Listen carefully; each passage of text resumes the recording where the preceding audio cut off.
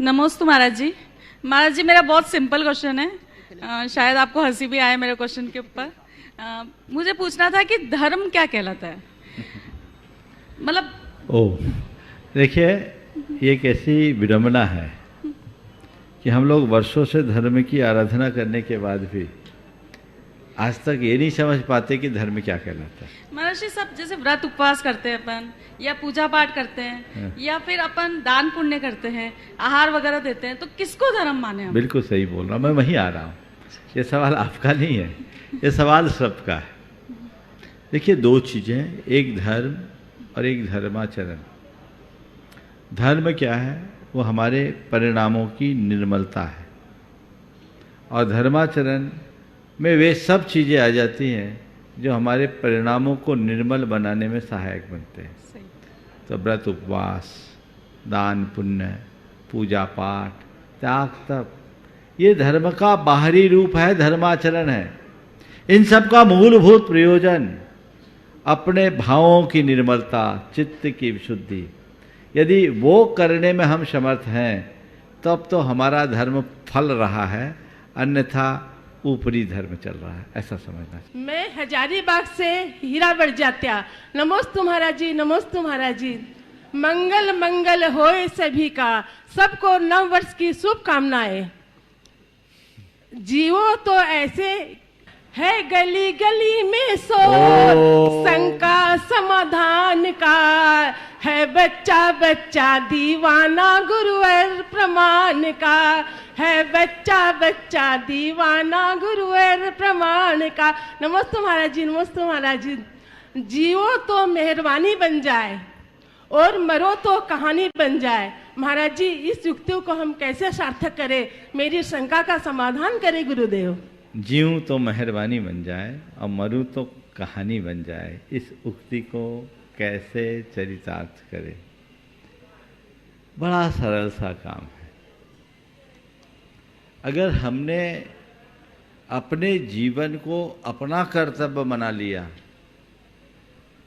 तो जीते जी मेहरबानी होगी और मरने के बाद कहानी होगी।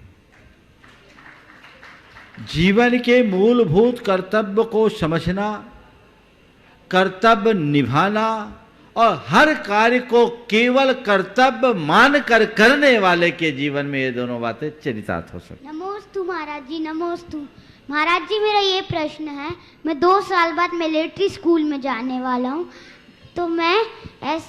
तो मेरी ट्रेनिंग के टाइम ना मंदिर होंगे ना खाने पीने का सही टाइम होगा, तो मैं ऐसा क्या करूं कि मैं अच्छे से जैन धर्म को फॉलो कर पाऊं? सबसे पहले तो मैं तुमसे सवाल करता हूं कि तुम मिलिट्री स्कूल में क्यों जाना चाहते हो? देश की रक्षा के लिए। बहुत सुंदर। देखो, सारे ऐसे स्कूल में ऐसी व्यवस्थाएं रहती है, खाने पीने का हमें जो हमारा शाकाहारी भोजन है वो लेना चाहिए, और मंदिर तो आजकल किसी भी हॉस्टल में जाएं प्राय नहीं मिलता, तो वहाँ पर घर से जितना सीख करके जाओ वो करना, और रोज़ भगवान का स्मरण करना, नमोकार मंत्र का जाप करना, और अपने जैन होने की पहचान को बनाए रखना, ताकि देश की रक्षा के साथ साथ जैन धर्म का नाम भी ऊंचा कर सको। श्री के चरणों में त्रैबार नमोस्तु। महाराज जी, प्रश्न मेरे पिताजी का है। उन्होंने कहीं पढ़ा था कि भावना से बड़ा भगवान नहीं होता और कल्पना से बड़ा पाषाण नहीं होता। तो महाराज जी, शंका ये है कि भगवान और भावना में कौन श्रेष्ठ है, या दोनों एक ही सिक्के के पहलू हैं? नमस्ते। भावना से बड़ा भगवान नहीं होता, कल्पना से बड़ा पाषाण नहीं होता। जिस संदर्भ में बात कही गई है अपनी जगह सही है। आपने पूछा भावना और भगवान में कौन बड़ा है, क्या अंतर है? मैं तो ये बिल्कुल सही कहूँगा, यही कहूँगा कि भावना के बिना भगवान का भी कोई काम नहीं। तो भावों में ही भगवान है, इसलिए हमें अपने भावों को संजो के रखना चाहिए। नमोस्तु महाश्री, नमोस्तु महाश्री, नमोस्तु महाश्री। कीमत दोनों की चुकानी पड़ती है, बोलने की भी और चुप रहने की भी। कभी भी दुष्ट लोगों की सक्रियता समाज का संगठन या पतन नहीं करती, बल्कि हमेशा अच्छे लोगों की निष्क्रियता समाज को और संगठन को पतन की ओर ले जाती है। मेरी शंका यह है महाराज श्री, हम समाज के अच्छे कार्य में कैसे सक्रिय रहे, कृपया मार्गदर्शन देवे। आपके सवाल के दो पहलू हैं। पहला, कीमत दोनों की चुकानी पड़ती है, बोलने की भी और चुप रहने की भी। मैं कहूँगा इस वाक्य को संशोधित करें, बोलना और चुप रहना दोनों कीमती कैसे बने। बोलने की कीमत आपने चुकाई होगी, सबने चुकाई होगी, और चुप रहने की कीमत भी कई बार लोगों ने भुगती होगी। लेकिन बोलने और चुप रहने दोनों को कीमती बनाना चाहते हो तो उसके लिए एक सूत्र मैं देता हूँ। बोलने को अगर कीमती बनाना है तो बस एक व्रत ले लो, मीठा बोलेंगे और सार्थक बोलेंगे। मधुर बोलो और सार्थक बोलो तो बोलने में आपका बोलना कीमती हो जाएगा। और जहाँ बोलने से बवाल हो वहाँ चुप रहने की कला विकसित कर लो, तुम्हारा मौन रहना भी मूल्यवान हो जाएगा। अब आप दूसरा सवाल, समाज को दूसरे लोगों से उतना नुकसान नहीं पहुंचता जितना कि अच्छे लोगों के निष्क्रिय रहने से होता है। मैं यही कहूँगा, अच्छे लोगों को उदासीन नहीं होना चाहिए, उन्हें क्रियाशील रहना चाहिए। और ये क्रियाशीलता अगर बनी रहे तो सारा रास्ता अपने आप प्रशस्त हो सकता है। और ये बात बिल्कुल सही है, जब जब अच्छे लोग नेपथ्य में चले जाते हैं तो हमारी समाज की मूलभूत जो व्यवस्थाएं हैं वो समाप्त हो जाती है। एक किस्सा याद आ गया, तटस्थ होने का परिणाम कितना भयानक होता है, सुना दूं? जी महाराज जी। आज के संदर्भ में बड़ा प्रासंगिक होगा। जी महाराज जी। एक बार एक गधा राजा के घोड़े से मिल गया। घोड़े ने राजा को देखा, गधे को देखा, बोला कितने दुर्बल हो तुम, मेरे साथ घुड़साल में चलो, बढ़िया दाना और हरी घास मिलेगी।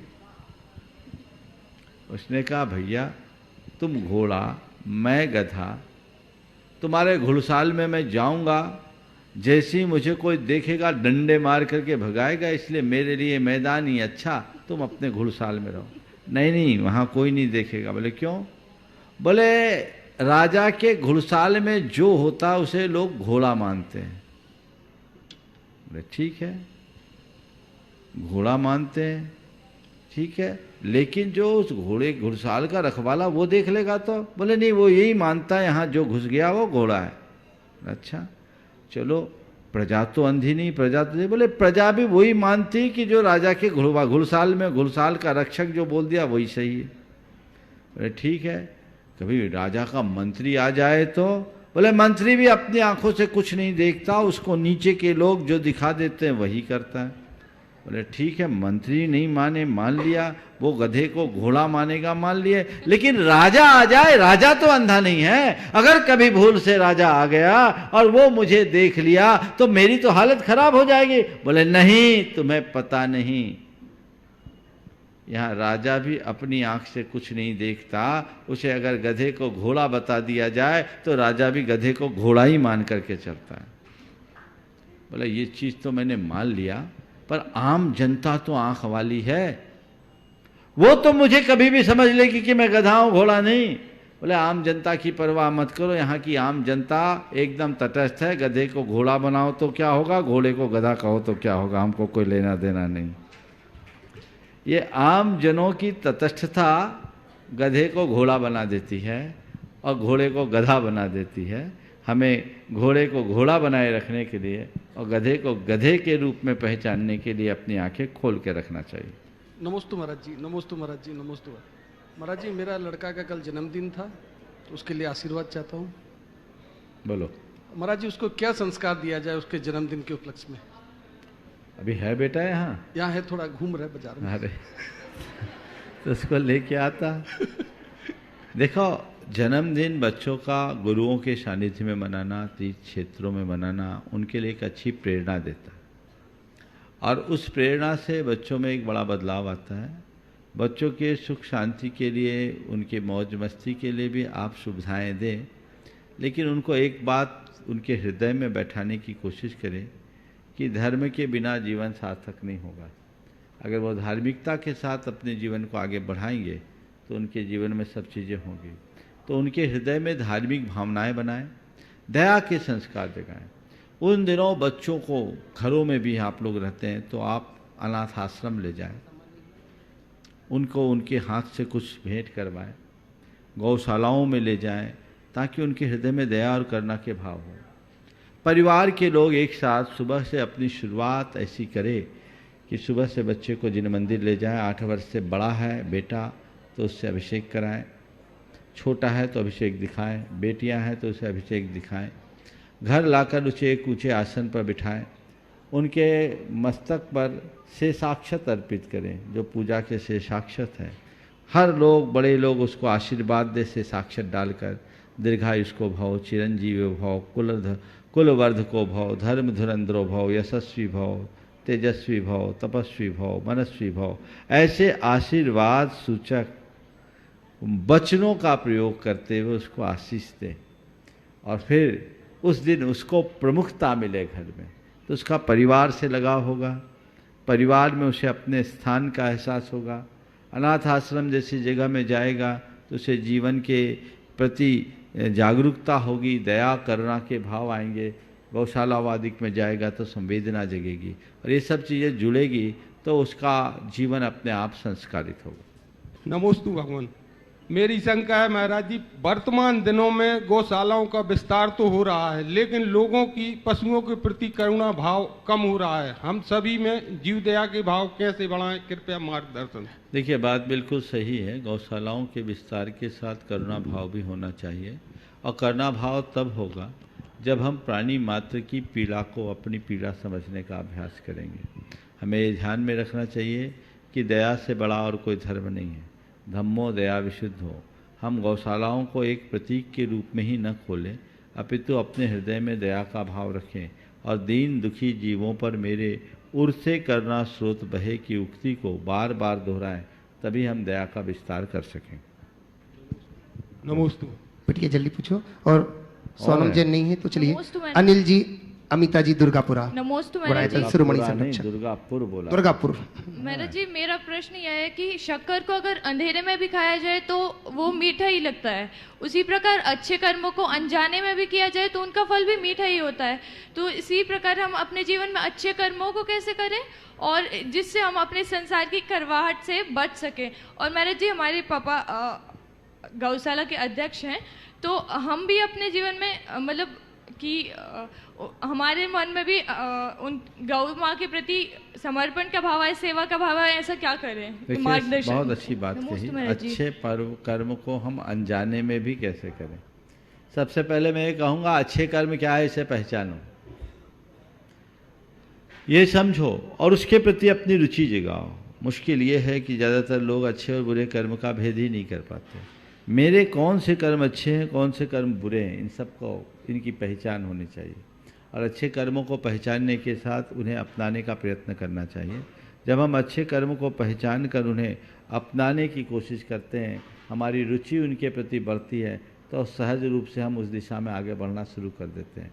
तो पहला काम, अच्छे कर्म क्या हैं और जो अच्छे कर्म हैं उनको हम चुनें और एक साथ 10 अच्छे कर्म करने की जगह एक अच्छे कर्म को अपनी रुचि के अनुरूप चुनें और उसे अपनी कार्यसूची में प्राथमिकता में सबसे ऊपर रख दें कि ये कार्य मुझे करना ही है, ये कार्य मुझे करना ही है, इसे अपने चरम तक पहुंचाना है।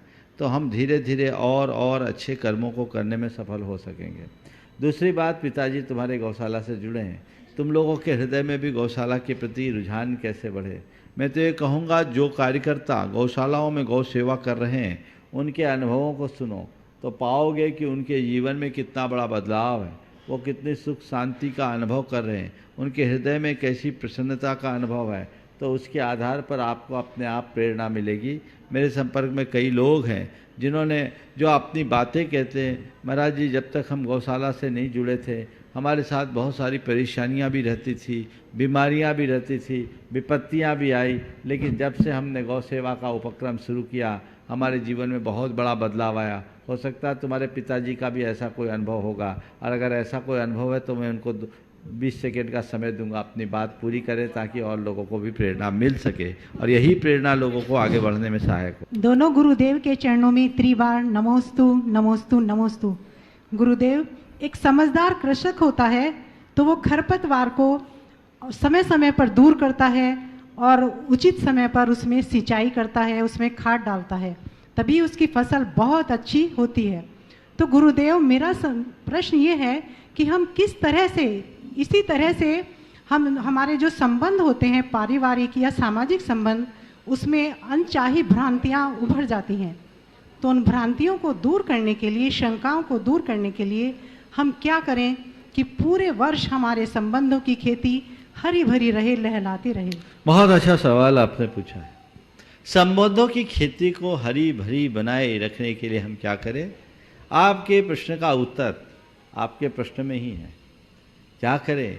भ्रांतियों की खरपतवार को उखाड़ना शुरू करो, संवादहीनता और अविश्वास की खरपतवार को हटाना शुरू करो। लेकिन ये कब संभव होगा? जब हमारी नज़र फसल पर होगी। किसान की प्रमुखता फसल होती है और जब वो फसल को प्रमुखता देता है तो उसे एकदम इस बात का हर पल ख्याल रहता है कि कहीं खरपतवार आकर के मेरी फसल को खराब न कर दे, कहीं खरपतवार आकर के मेरी फसल को खराब न कर दे, मुझे फसल की सुरक्षा करनी है। उसके अंदर की ये समझ ही उसे फसल को प्रति जागरूक करती है और न केवल फसल के प्रति जागरूक करती है अपितु खरपतवार भी उखाड़ने में सहायक बनती है, प्रेरित करती है। इसी तरह जब मनुष्य के मन में ये बात प्राथमिकता के स्तर पर स्थापित होगी कि मुझे मेरे संबंधों की इस फसल को हरी भरी रखना है, तो फिर भ्रांति, अविश्वास या संवादहीनता की कोई भी खरपतवार उगेगी नहीं और कहीं हो तो तत्क्षण उसके उन्मूलन के लिए हम तत्पर होंगे। मुश्किल ये है कि आज के इस दौर में लोग संबंधों की बात जरूर करते हैं पर अन्य बातों को इतना महत्व दे देते हैं कि संबंध गौण हो जाते हैं और बाकी चीज़ें प्रमुख हो जाती हैं। जब फसल गौण होगी और खरपतवार मुख्य हो जाएगी तो ऐसी स्थितियां निर्मित होगी। इसलिए हमें फसल को प्रमुखता देना है, खरपतवार को नहीं। महाराज श्री के चरणों में बारंबार नमोस्तु नमोस्तु नमोस्तु। महाराज श्री, मेरा प्रश्न है कि हम अपने आराध्य गुरुओं से किन भावों के साथ विदाई लें? गुरुओं से कभी विदाई मत लो, गुरुओं को हृदय में बसा कर रखो। विदाई लेने का काम ही नहीं, उनसे प्रेरणा लो। ये बात स्वाभाविक है कि एक आम गृहस्थ को गुरु चरणों में पूरे जीवन रह पाना संभव नहीं है, व्यवहारिक भी नहीं, और यदि रहने लगो तो फिर गुरुओं के चरण फिर पूरा संसार बस जाएगा, वो भी ठीक नहीं। लेकिन उनकी प्रेरणा को उन्हें अपने एक आदर्श के रूप में स्थापित करके हृदय में बसाकर रखा जा सकता है। तो जब भी गुरुओं के पास से जाएं, मन में ये भाव लेकर के जाएं कि आपके सानिध्य में रहकर मैंने जो प्रेरणा पाई है वो मेरे अंदर हमेशा बनी रहे, आपका मुख मार्गदर्शन मुझे हमेशा मिलता रहे और मैं जीवन में उसी दिशा में आगे बढ़ सकूं, अपने जीवन को आगे बढ़ा सकूं। ये उत्साह निरंतर बना करके रखना चाहिए। और फिर मैं जा रहा हूँ ऐसा नहीं, मुझे जाना पड़ रहा है, लौट कर आना है, ये भाव लेकर के जाएं तो सारा रास्ता ठीक होगा। धर्म की महिमा को कैसे गाएं? धर्म की महिमा को गाने की जरूरत नहीं है, अपना आचरण ऐसा बना लो कि तुम्हें देखकर लोग धर्म की महिमा गाने लगे। महाराज द्वय के चरणों में परिवार की ओर से और अयोध्या नगर जैन समाज भोपाल की ओर से बारंबार नमोस्तु नमोस्तु नमोस्तु। महाराज श्री, भोपाल प्रवास के दौरान जो अयोध्या नगर जैन समाज में आचार्य विद्यासागर जी महाराज सभा के नाम से सभागृह बन रहा था, आपने उसका भूमि पूजन आपके सानिध्य में हुआ था, उसका कार्य प्रारंभ हो गया है। मैं चाहता हूं कि पूरी समाज को आप यहां मंच से आशीर्वाद दें। श्री विकास जी गोधा जी उस कार्य को बिल्कुल प्रण विश्वास पर लेके चल रहे हैं कि वो सभागृह पूरा करेंगे। और मेरा एक प्रश्न यह है कि इज्जत, दौलत और शोहरत ये तीनों बहुत ज़रूरी हैं मनुष्य के लिए, इसमें सर्वोपरि क्या रख सकते हैं और कैसे इसको आगे लेके जा सकते हैं? एक और जोड़ लो। पहले तो मैं पूरे अयोध्या नगर भोपाल के सभी लोगों को आशीर्वाद देता हूँ और जो प्रण आप लोगों ने लिया है उसे पूरी तरह साकार करें। विकास बोधा के नेतृत्व में कार्य हो रहा है, मुझे उम्मीद है शीघ्र ये अच्छा रूप लेगा और सबके लिए एक अच्छा आधार बनेगा। सभी को आशीर्वाद। आपने पूछा इज्जत, दौलत और शोहरत में हम कैसा किसे प्रमुखता दें, यही बोल रहे हैं ना। मैं इसमें एक चीज़ और जोड़ देता हूँ तो 4 हो जाएगी तो अच्छा रहेगा। दौलत, सेहत, शोहरत और इज्जत। सेहत को और जोड़ देना चाहिए। अगर हमारी सेहत सुरक्षित है तो सब चीज़ें सुरक्षित है। सेहत खो दिया तो सब कुछ पा कर के भी हमने सब कुछ खो दिया। तो हमें अपने जीवन में इन सब चीज़ों को कितनी प्रमुखता देनी चाहिए। तो मैं अगर इन चारों के मध्य चुनाव करने की बात हो, दौलत, सेहत, इज्जत और शोहरत, तो मैं कहूँगा अपने सेहत को संभालो। दौलत खो करके पा सकते हो, समझ गए। इज्जत को बचा के रखना जरूरी है। शोहरत अगर हमारी इज्जत होगी तो अपने आप मिलेगी। और सेहत की जब बात करता हूँ तो केवल शरीर की सेहत नहीं, भीतर की सेहत को भी हम ध्यान में रखें तो अपने जीवन को अच्छा बना सकते हैं। नमोस्तु महाराज श्री, नमोस्तु महाराज श्री, नमोस्तु महाराज श्री। महाराज श्री, मेरा 2 रिलेटेड सवाल है। एक तो प्राची और मेरी अभी अभी शादी हुई है और हम अमेरिका मूव कर रहे हैं। ना वहाँ हमें मंदिर का दर्शन होगा, ना आचार्य श्री का दर्शन होगा, ना हम कोई आहार कार्य में इन्वॉल्व हो पाएंगे। तो वैसे में हम धर्म से कैसे जुड़े हुए रहें, ये पहला। और दूसरा ये कि हम तो फिर भी आपकी सानिध्य में रहे हैं, मंदिर गए हैं, आचार्य श्री को आहार वगैरह दिए हैं, पर बच्चों को तो ये सब कुछ भी नहीं मिलेगा। तो वो अमेरिकन कल्चर में पैदा होंगे, वहीं रहेंगे, वहीं की स्कूल में जाएंगे। उनको मैं जैन धर्म से कैसे जोड़े हुए रहूँ, उनको अपनी संस्कृति से कैसे जोड़ के रखूँ, ये 2 सवाल है।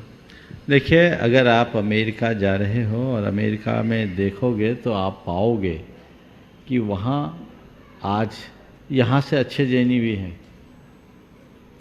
वहाँ के भारतीयों में आप बहुतों को ऐसे भी देखोगे जो विशुद्ध भारतीय दिखेंगे, और वहाँ बहुत सारे जैन भाई हैं जो विशुद्ध जैन हैं।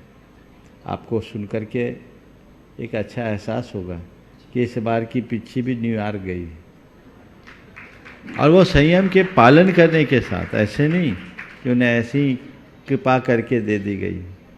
तो ऐसा नहीं है कि बाहर लोगों के जीवन में धर्म नहीं है। हम दुनिया में कहीं जाएं, अगर हमारी निष्ठा बनी रहे तो हम सब काम कर सकते हैं। ये बात सही है कि यहाँ की तरह वहाँ धर्म ध्यान करने की अनुकूलता हमारे लिए नहीं है, लेकिन कृत कारित अनुमोदन में सब काम कर सकते हैं। आज भी हजारों लोग वहाँ रह कर के भी यहाँ की सब बातों को फॉलो कर रहे हैं। और अब तो टेक्नोलॉजी का युग है। जब हम प्रत्यक्ष नहीं कर सकते तो परोक्ष जितना बन सके उतना करने का पुरुषार्थ और उद्यम हमें करना चाहिए। यदि वो प्रयास हम कर लेते हैं तो वह भी हमारे जीवन के लिए उपलब्धि होगी। और फिर रहा सवाल सीधे देकर, तो जितना बन सको दो, बन सके दो, और न दे पाओ तो अनुमोदना करो। समझ गए। और इसका एक बड़ा सरल सा सॉल्यूशन है। अब तो दुनिया बहुत छोटी हो गई, सिमट गई है। वहाँ जो लोग रह रहे हैं उनके लिए मैं कहूँगा, अब तो वहाँ बहुत बड़े बड़े मंदिर बनने लगे हैं, पत्थर के मंदिर बनने लगे हैं, पंचकल्याणकों की तैयारी है और बन भी चुके हैं। तो भी वहाँ रहो, आप अपने और धन ध्यान तो कर सको करो। प्रत्यक्ष रूप से अपने को साक्षात देना तो एक तय कर लो, साल में एक बार आऊँगा, 8-15 दिन में अपनी बैटरी को फुल चार्ज करके यहाँ से जाऊँगा तो अपना काम हो सकता है। ये भी एक रास्ता बन सकता है। नमोस्तु महाराज जी, महाराज जी के चरणों में कोटि कोटि से नमोस्तु। महाराज जी, मैंने यात्रा समय से करके की थी, तो ये सॉक्स पहन के करनी चाहिए या नहीं करनी चाहिए? सॉक्स से ये लोग पहन लेते हैं, मौजे पहन लेते हैं, पर मैंने तो नंगे पैरी की अब तक की वंदना सारी की हैं।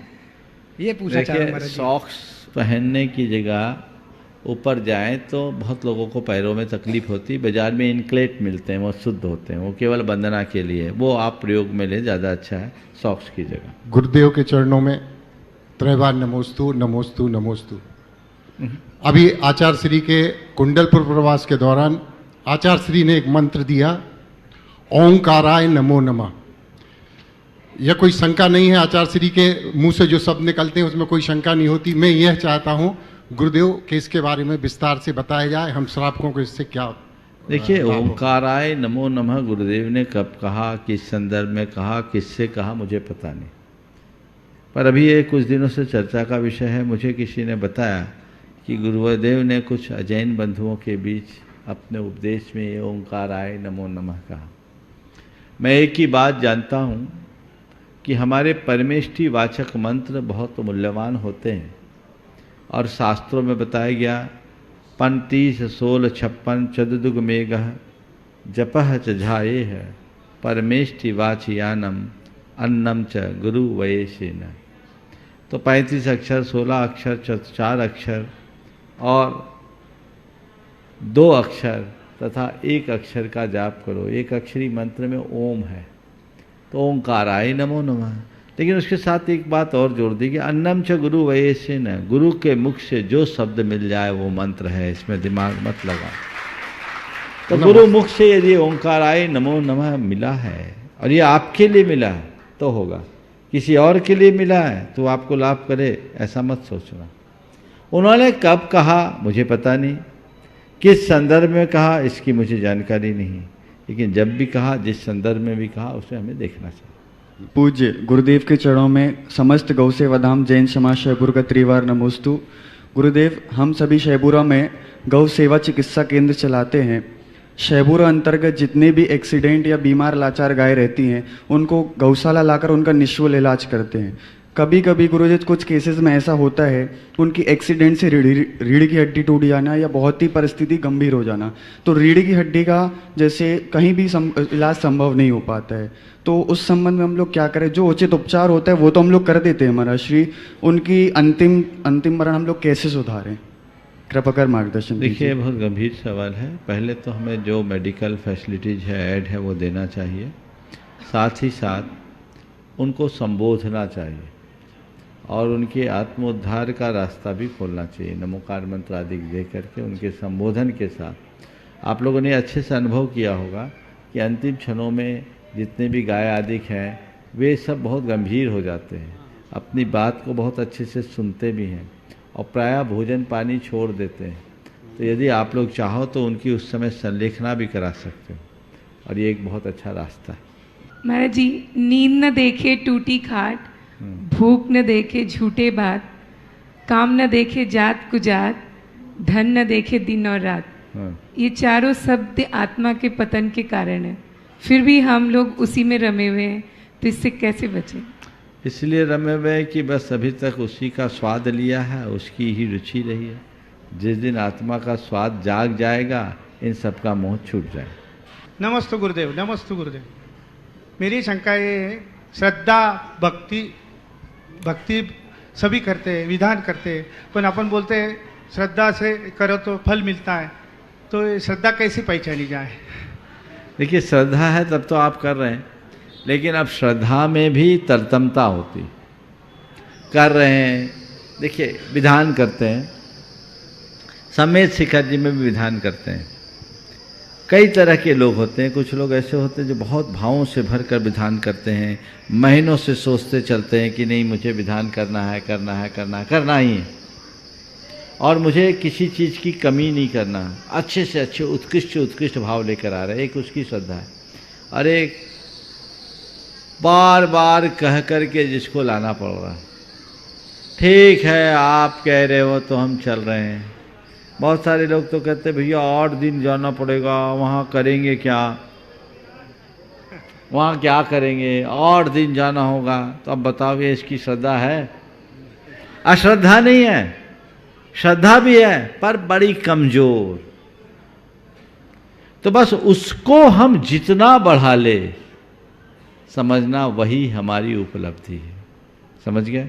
तो उसे बढ़ाने का पुरुषार्थ होना चाहिए, उद्यम होना चाहिए। महाराज श्री के चरणों में बारंबार नमोस्तु। महाराज श्री, आज विडंबना यह है कि पूजा में लगभग 95% लोग ठौना में स्थापना मानते हैं। ठौना में स्थापना होना चाहिए या नहीं होना चाहिए, ये स्थापना कहाँ होना चाहिए? क्योंकि ये आपके माध्यम से बहुत से लोग तो सुधर गए हैं, पर हम चाहते कि आपके माध्यम से। बहुत अच्छी बात आज आपने फिर से याद दिलाई। देखिए, ठोना एक मंगल है अष्टमंगलों में, और पूजा में हम उसे रखते हैं। और जब हम स्थापना करते हैं तो ठोने में स्थापना नहीं करते हैं, भगवान को तो हृदय में स्थापित किया जाता है। समझ गया? और स्थापित करके सन्निधिकरण करते हैं। सन्निधिकरण का मतलब है ये साक्षात अरहंत परमेश्वर है, ये साक्षात समोसरन है, मैं साक्षात इंद्र हूँ, उनकी आराधना कर रहा हूँ। इस प्रकार भगवान के साथ अपनी सन्निधि की स्थापना का नाम सन्निधिकरण। तो इस भाव से जब हम सन्निधिकरण करते हैं तो हमारा भाव विशुद्ध होता है, निर्मल होता है। ठोने पर जहाँ तक सवाल है, कई लोग ओम बनाते हैं, कोई लोग 3 चावल चढ़ाते हैं, कई लोग 9 चावल चढ़ाते हैं। इनका कहीं आगम में कोई भी उल्लेख देखने को नहीं मिलता। ठोने में क्या लिखा है उसके लिए एक ही बात मिलती है जो जयसेन प्रतिष्ठा पाठ में देखने को मिली। मैंने आज के उपलब्ध लगभग सभी प्रतिष्ठा पाठों का विलोडन किया है, लेकिन एक ही प्रतिष्ठा ग्रंथ में ये बात मिली है कि स्वस्तिको परि पुष्पांजलिम छिपेत। क्या लिखा? स्वस्तिको परि पुष्पांजलिम छिपेत। इसका अर्थ क्या हुआ? उस ठोने में स्वस्तिक बनाइए और उसमें पुष्पों की अंजलि छोड़िए, न 3 न 9 न 1, बार बार नहीं। अत्र अवतर अवतर संवोषट इत्याह्वाननम, अत्र तिष्ठ तिष्ठ ठ ठ स्थापनम, अत्र मम सन्निहितो भव भव वसट सन्निधिकरणम बोलकर पुष्पांजलि छेपे। ये इसकी प्रक्रिया है। कई लोग उसमें चावल गिन के करते हैं, बाद में उसको ठंडा करने के लिए उसमें पानी डालते हैं। ये सब चीज़ें नहीं, ये हमारे पूजा के संकल्प का प्रतीक है। हमने ठोने में उस पुष्पांजलि को अर्पित करके संकल्प किया कि अब मैं पूजा कर रहा हूँ और इस अवधि तक मेरी स्थिति अब भगवान के सेवक के रूप में है, भगवान की पुजारी के रूप में है, और जब तक मेरी पूजा संपन्न नहीं होती तब तक मेरा संकल्प यथावत रहेगा। अंत में जब पूजन का संकल्प हो जाए तो न तो ठोने को हिलाने की ज़रूरत है, न पानी उसमें डालने की ज़रूरत है, कुछ करने की ज़रूरत नहीं है। बस हमने विसर्जन पाठ किया, हमारी पूजा का संकल्प हो गया। ठोने को इसलिए लोग पलट देते हैं ताकि दूसरे लोगों को ये पता लगे कि ये विसर्जन हो गया, ये इसका तरीका है। तो सम्यक तरीका तो यही है। अब जितने विद्वान, जितने महाराज और जितने त्यागी उतने मत बन गए हैं इनमें, मैं क्या कहूँ। आपको जो मुझे समझ में आया वो मैंने बता दिया। अब आपको जो समझ में आया वैसा आप करो। नमोस्तु महाराज जी, नमोस्तु महाराज जी, नमोस्तु महाराज जी। मैं विजयनगर से मेरा ये प्रश्न है कि आजकल जो विधान उधान करते हैं तो मांडला जी नहीं मान के वो विधान करते तो वो सही है क्या?